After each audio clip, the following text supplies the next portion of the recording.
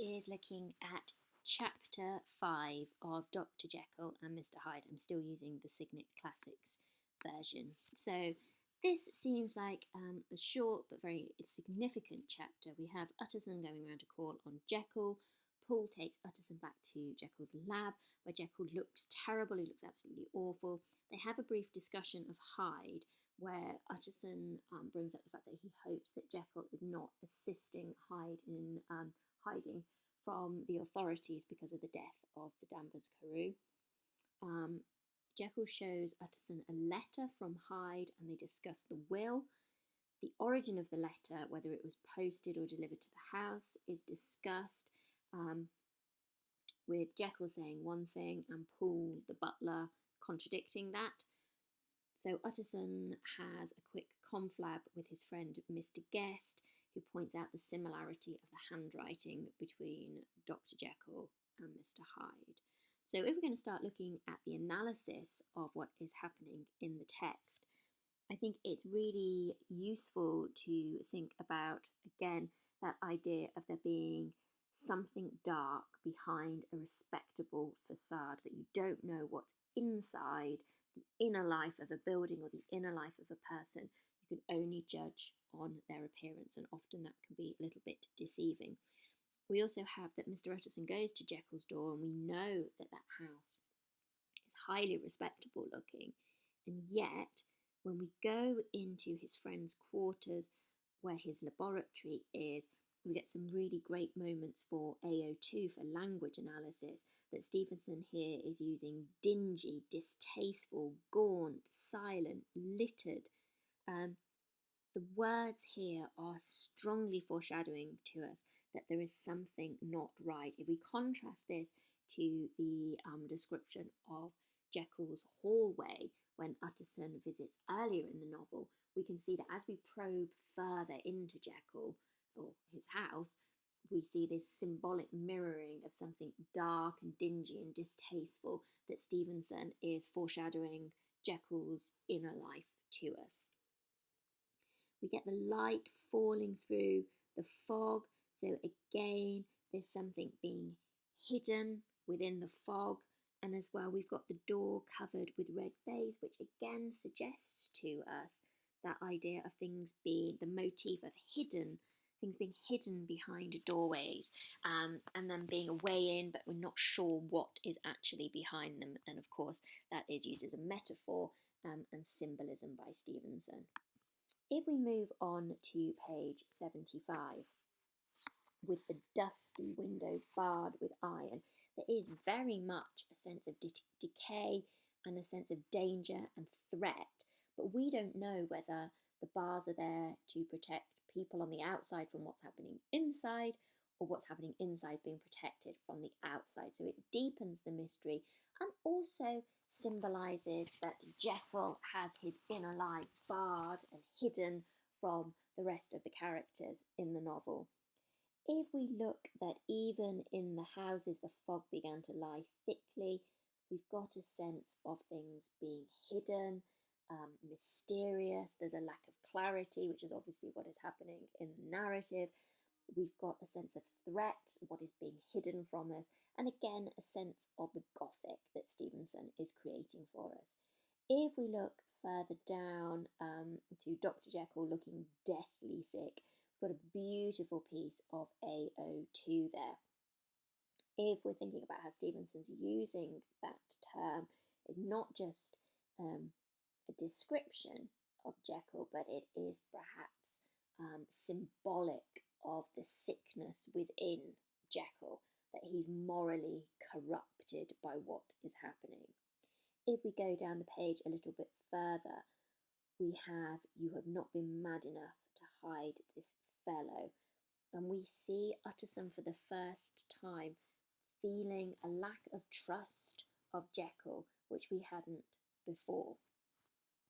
If we carry on down, we've got the sense of the mystery with "It is all at an end. You do not know him as I do. He is safe. He is quite safe. He will never more be heard of." But actually within this mystery, we also get the hubris that Jekyll believes in his own skills, that he can end things, he is in control of what is happening. Whereas actually, as the novel progresses, we understand that his confidence and his assurances are actually totally misplaced. If we carry on further down page 75 to "You would judge wisely, I am sure. I have so great a trust in you." And again, Stevenson reinforces to us that when Utterson is the protagonist and the detective, we should find him trustworthy. The other characters do. And I am quite done with him when Jekyll is talking about Hyde, is another useful, quick quotation to remember.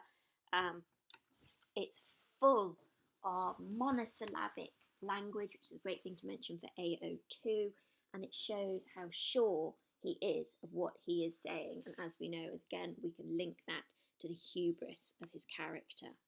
If we turn over to page 76, we have got the letter was written in an odd upright hand. I want to carry on down that a little bit further.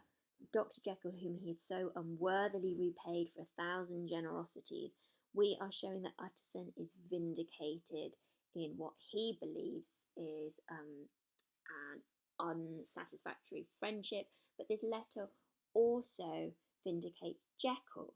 It gives him the moral superiority that he was not involved in any way he should not have been with Hyde, and it sort of gives him a way of excusing himself from being involved in anything that the law might be looking at.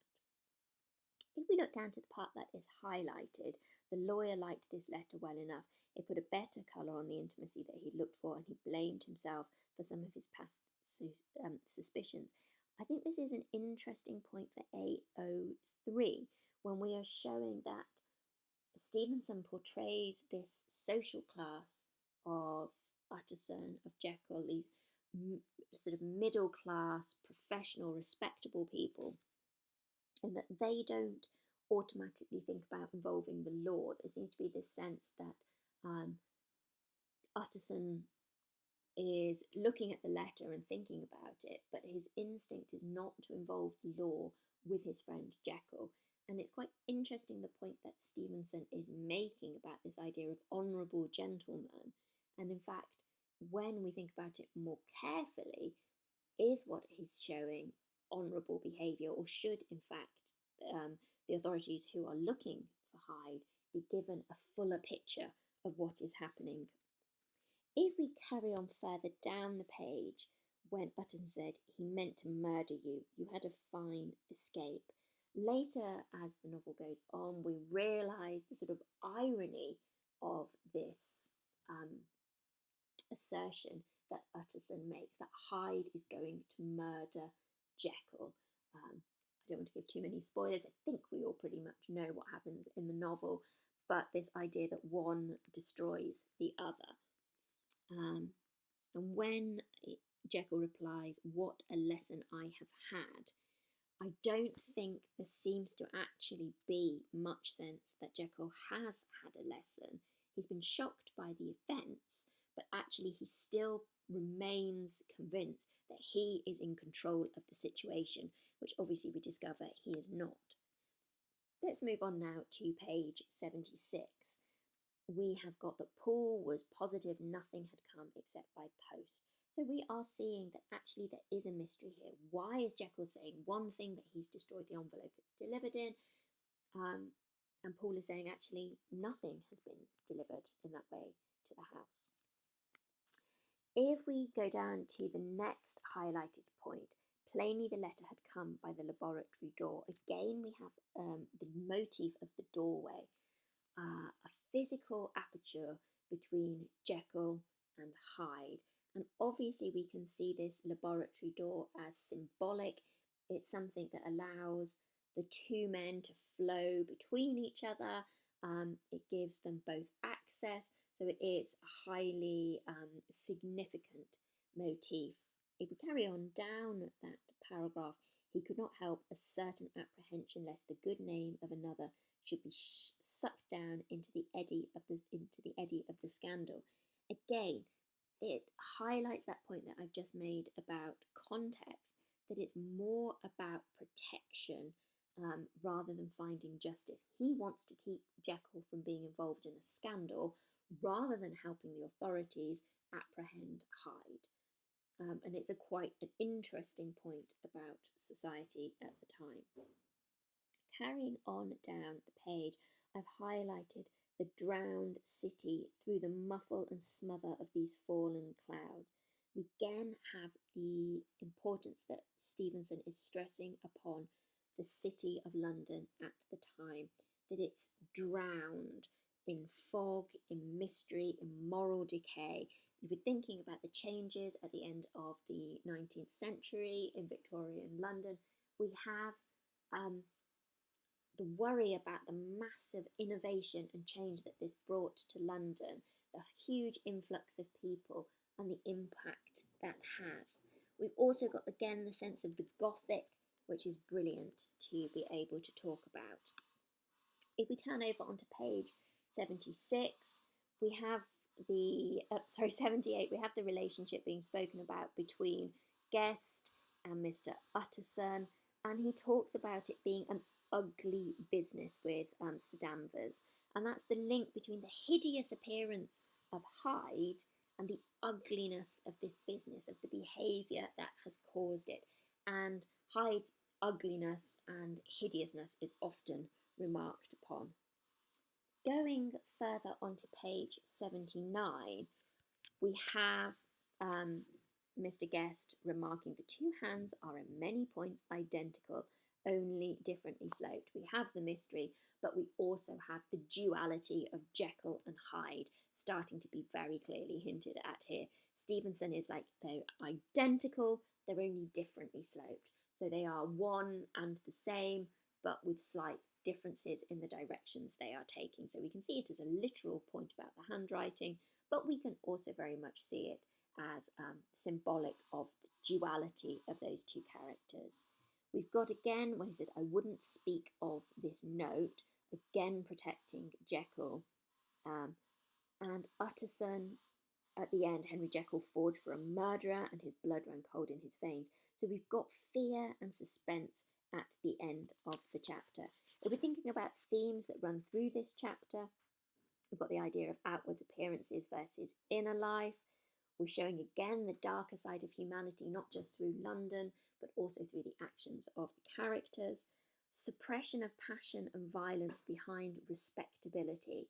So we've got the respectable house with the decay in the laboratory. We've also got what Jekyll is showing on the outside versus what his inner life is.